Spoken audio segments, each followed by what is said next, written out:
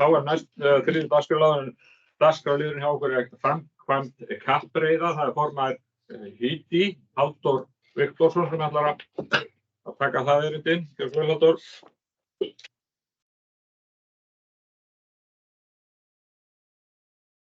Já, komið öll sæl og blessuð og takk fyrir boðið að fá aðeins að fara yfir þetta. Mér langar aðeins að misnota aðstöðu mína kannski til að byrja með að þakka fyrir hana fund. Ég held að þessi fundur sé mjög mikilvægur. Og ég vonandi áframhald af því komum við til með að verða með kannski minni vandamál þegar við förum öll að snúa okkur að keppninni og kannski bara örlítið viðbót að ég finn mikið búin að velta þessu fyrir mér fram og tilbaka og ég held að flestir séu sammála það að við ættum að reyna að fara svolítið jákvæð inn í keppnistímabilið og reyna að hjálpast að við að gera hlutina eins vel og við getum. Og bara muna kannski eftir að við erum öll að reyna að gera okkar besta. Við sem erum að starfa við þetta. Bæði mótshaldarar og dómarar og aðrir. Ok, ég ætla nú ekki að hafa fleiri orðum það. En það sem ég ætlaði kannski aðeins að fara yfir var ef við byrjum bara á 100 metra skeiði eða P2 sem kallað að fara, ég ætla nú ekki að lesa þetta allt eða fara yfir þetta, en nokkur atriði sem ég langar að minnast á að þetta skeið með fljótandi starti og völlurinn skilgreindur á blaðsíðu til dæmis 77 í reglugerðunum okkar. Og þar erum við með myndir af vellinum og völlunum og nákvæma skýringu á því hvar dómar á að vera, hversu völlurinn á að vera langur og þar fram eftir götunum sem lykillinn að því að við getum farið að halda 100 metra skeið. Og það kannski það sem nú víðast hvar í lagi en allt í lagi að nefna að það eftir að búa að gefa út rásröðina að handahófi fyrstu að þá notust við sömu rásröð í seinni spretti. Þannig að það bara þannig að fólk átti sig á því. Dómararnir eru 4 sem að dæma þessa keppnisgrein og raðað niður eins og ég segi, hvet ykkur til þess að skoða skemamyndina. Það fyrst á ráslínu, svo milli 0 og 50, milli 50 og 100. Og svo 4. dómar á marklínu. Þannig að þetta eins og þetta sett upp. Séu tímar jafnir, það næst besti tími hest sem raðar í sæti og svo framvegis. Búnaðurinn þannig að það má nota píski í þessari grein bara til að árétta það sem má ekki í P1 og P3. 150 og svo 250 metra skeiði.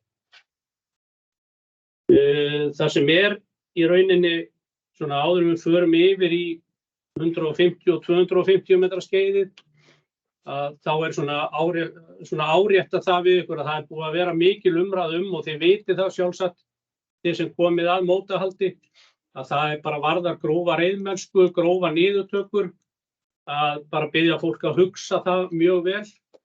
Það mikið í umræðinni. Við viljum sjá faglega og hestvænar spretti í rauninni.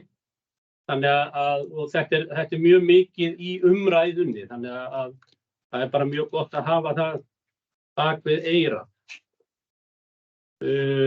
Svo í rauninni getum við farið bara beint yfir í P1 sem þá 250 metra skeiðið. Og enn og aftur skemamyndin af þeirri braut, dagsetning og dómurum. Það þarf að lágmarki 9 dómara þar, að minnsta kosti 5 dómara hinna hlaupagæslumenn. Og í rásbásunum kannski gott að minnast á það að þar þarf dómar að vera á bak við rásbásana, að fylgjast með. Varðandi innkomu inn í básana. Knapinn hefur 2 mínútur þar til þess að koma hestinum inn í rólegheitum. En eftir það þá tíminn búinn og þá hægt að víkja viðkomandi í burtu. Þannig að við þurfum að koma hestinum inn í boxin á þessum 2 mínútum. Fyrsta umferðin þarna dregin að handahófi og svo í riðla eftir tímum þar og eftir. Og það sem vantar kannski oft upp á, ég feitletraði þetta nú hérna hjá mér að það sem kannski mótshaldarar mættu bæta sig í rauninni, að það eru að knapar séu auðkenndir með mismunandi litum. Það alveg gríðarlega mikið atriði.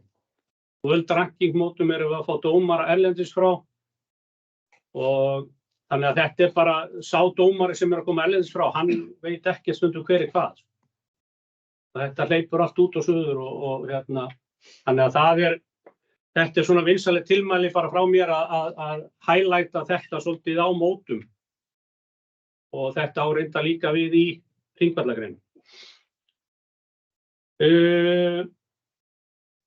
Þannig að þetta varðandi 250 metra skeiði, það kannski rétt að árétta það að það náttúrulega gríðarlega mikilvægt að við ætlum að fá spretti metna inn á stöðulista og fá þá viðurkennda. Þá þarf brautin að vera í lagi og þá þarf að vera vindmælir sem að má þá vera mest 5,4 í dag.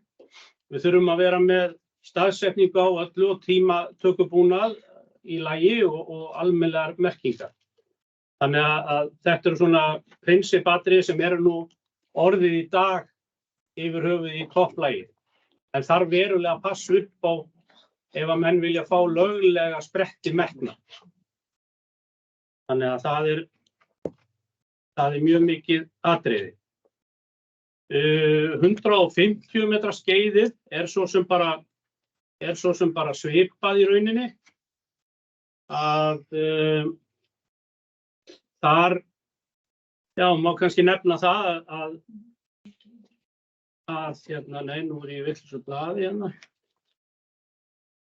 Ég rétt að vera með blað. Það var að spyrja hvort þú sett með hafa átt að vera glærur með þessu hjá þér? Nei, enga glærur. Það að segja að í 150 metra skeiði eru það